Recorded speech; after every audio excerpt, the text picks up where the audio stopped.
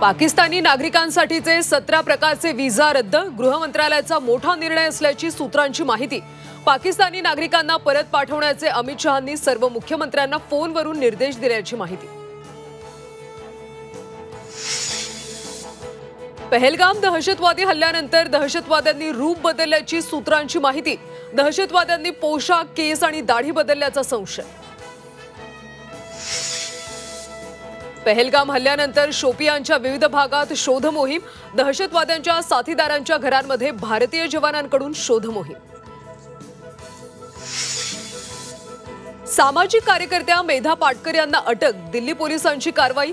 नायब राज्यपालांच्या अवमान प्रकरणी पाटकरांना अटक, साकेत कोर्टात हजर करणार।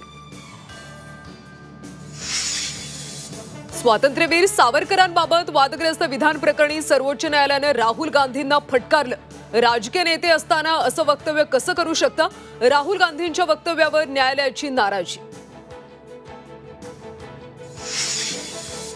अर्जुन खोतकर पिता पुत्रांना जीवे मारण्याची धमकी, इंस्टाग्रामवरून वेगवेगळ्या अकाउंटवर जीवे मारण्याची धमकी।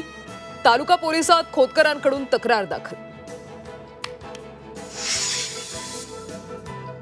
नाशिकच्या काठे गल्लीतली दंगल पूर्वनियोजितच, नाशिक पोलिसांच्या तपासात धक्कादायक माहिती उघड। आतापर्यंत 1500 जणांवर गुन्हे दाखल।